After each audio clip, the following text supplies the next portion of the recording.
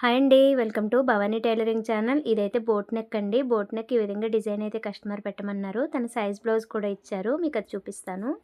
ఇది size blouse అండి.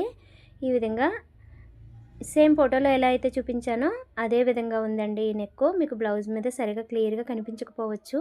ఈ విధంగా హుక్స్ పట్టి కాజా పట్టి బ్యాక్ వచ్చింది. హుక్స్ పట్టి కూడా మనం సెపరేట్గా జాయిన్ చేసుకోవాల్సిన అవసరం లేకుండా మనం కటింగ్లోనే ఎలా తీసుకోవాలో, ఎలా మార్కింగ్ చేసుకుని ఎలా కటింగ్ చేసుకోవాలో నేనైతే వివరంగా చెప్తానండి. నా వీడియోస్ మీకు నచ్చినట్టయితే లైక్ చేసి సబ్స్క్రైబ్ చేయండి. ఎలా ఉందో కామెంట్ చేయండి.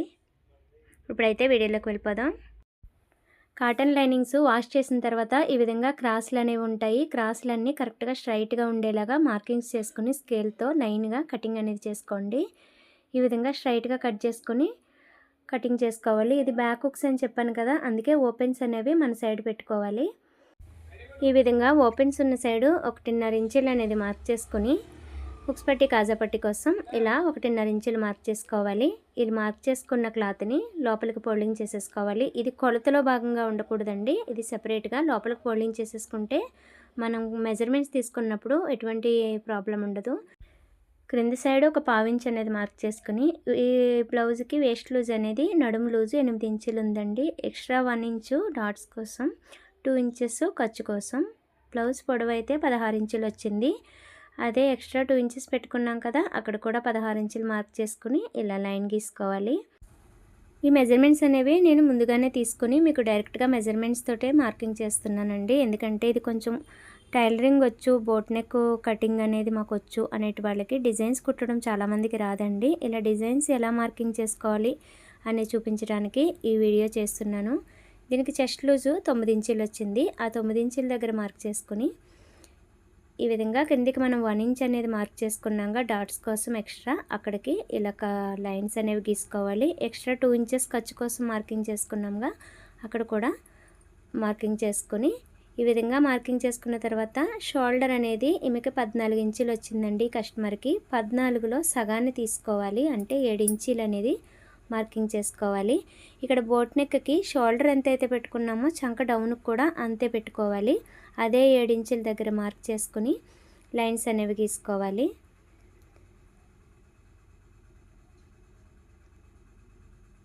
ఈ విధంగా 7 ఇంచుల దగ్గర మార్క్ చేసుకుని లైన్స్ గీసుకుని చంక రౌండ్ అనేది గీసుకోవాలి. చంక క్రాస్ దగ్గర 1.5 ఇంచులు అనేది మార్క్ చేసుకుని ఈ విధంగా రౌండ్ గీసుకోండి. ఇలా 1.5 ఇంచులు సరిపోతుంది. చెస్ట్ లూజ్ 9 ఇంచులు వచ్చింది కదా, 1.5 ఇంచులు అయితే ఈ కస్టమర్కి సరిపోతుంది.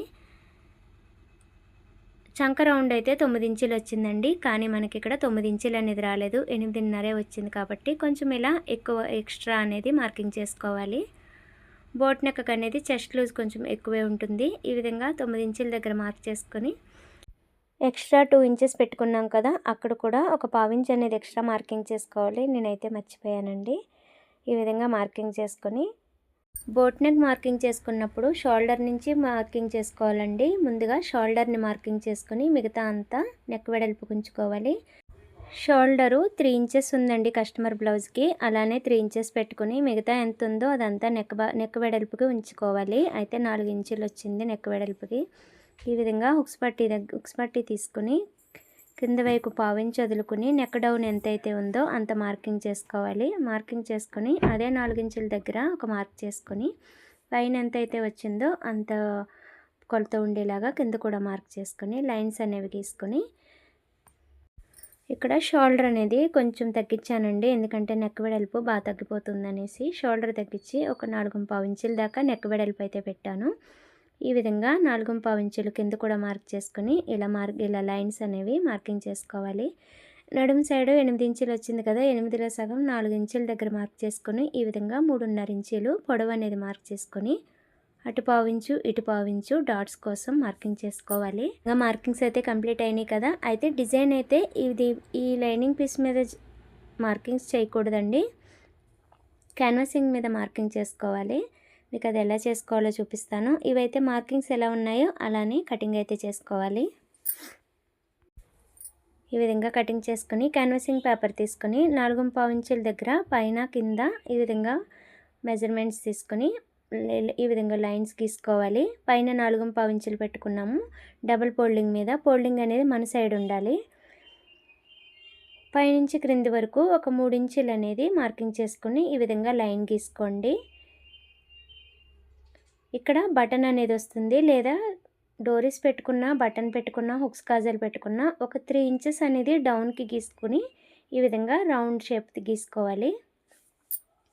ఇలా కరువు స్కేల్ తోటి రౌండ్ షేప్ గీసుకుని ఇక్కడైతే హుక్స్ పట్టి ఇక్కడ బటన్ ఉంది కదా సైజ్ బ్లౌజ్కి, ఈ విధంగా బటన్ అయితే పెట్టుకోవాలి. కాబట్టి ఒక 1/4 ఇంచ్ అనేది ఈ విధంగా స్ట్రైట్గా గీసుకుని డిజైన్ ఎలా అయితే ఉందో అలా 1/4 ఇంచ్ మార్కింగ్ చేసుకుని ఆ క్రింది నుంచి డిజైన్ షేప్ ఎలా ఉందో ఆ షేప్ అనేది మార్కింగ్ చేసుకోవాలండి.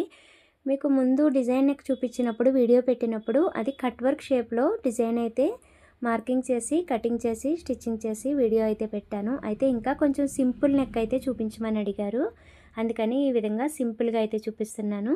ఇదైతే కస్టమర్ బ్లౌజేనండి. మీకు ఇంట్రెస్ట్ ఉంటే నాకు కామెంట్ చేయండి. ఈ విధంగా ఓన్లీ బ్యాక్ సైడ్ నెక్స్ మాత్రమే నేను న్యూ మోడల్ డిజైన్స్ అన్నీ నేను కటింగ్ చేసి మీకు ఎలా స్టిచ్చింగ్ చేసుకోవాలి, ఎలా కటింగ్ చేసుకోవాలో చూపిస్తాను. అయితే ఈ విధంగా అందుకే కస్టమర్ అడిగారని నేను ఇది సింపుల్ నెక్ అనేది మార్కింగ్ చేసి చూపిస్తున్నాను. ఇదే విధంగా ఇక్కడ పైన 4.5 ఇంచులు, కింద 4.5 ఇంచులు అనేది మార్క్ చేసుకుని లైన్ గీసుకున్నాం కదా, ఈ లైన్లో ఎన్ని డిజైన్స్ కావాలంటే అన్ని డిజైన్స్ మార్క్ చేసుకోవచ్చండి. ఎలా ఏ మోడల్ అయినా కుట్టుకోవచ్చు.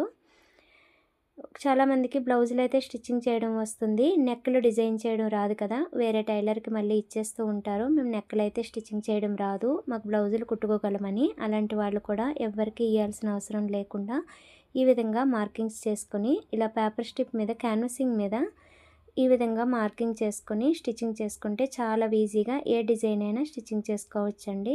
ఒక కట్ వర్క్ అనేది కొంచెం కష్టంగా ఉంటుంది, అది మిషన్ మీద బాగా రౌండ్స్ అనేవి తిప్పడం రావాలి.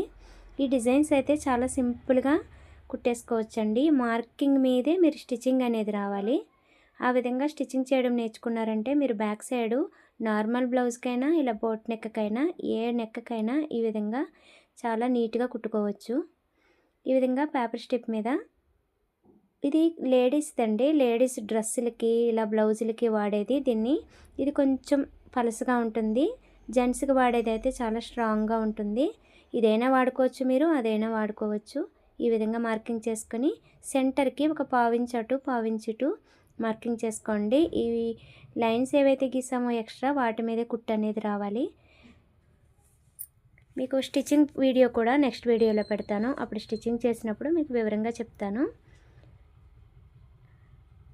ఈ విధంగా లైనింగ్ పీస్ అయితే కటింగ్ చేసుకున్నాం కదా, మెయిన్ పీస్ని కూడా కటింగ్ చేసేసుకోవాలి. ఫోల్డింగ్స్ అనేవి మన సైడే రావాలి, ఎందుకంటే హుక్స్ పట్టి, కాజా పట్టి బ్యాక్ సైడ్ కాబట్టి ఈ విధంగా బ్యాక్ సైడ్ మనం కటింగ్ చేసుకుంటున్నప్పుడు ఫోల్డింగ్స్ మన సైడే ఉండేలాగా ఈ విధంగా ఉల్టా సైడ్ మార్కింగ్స్ అనేవి చేసేసుకోండి. బ్లౌజ్ అంతా నేనైతే ఉల్టా సైడ్ మార్కింగ్స్ చేసేస్తాను, ఎందుకంటే కొన్ని కటింగ్ చేసిన తర్వాత ఉల్టా సీదా అనేవి కనిపించవు, తెలీదు. కటింగ్ చేసుకునేటప్పుడు కొంచెం కన్ఫ్యూజ్గా ఉంటుంది. ఇదండి బ్లౌజ్ అయితే ఇలా మార్కింగ్ చేసుకుని ఇలా కటింగ్ చేసుకోవాలి. నెక్స్ట్ వీడియోలో స్టిచ్చింగ్ వీడియో కూడా పెడతానండి. ఈ వీడియో మీకు నచ్చితే లైక్ చేసి సబ్స్క్రైబ్ చేయండి. Thank you.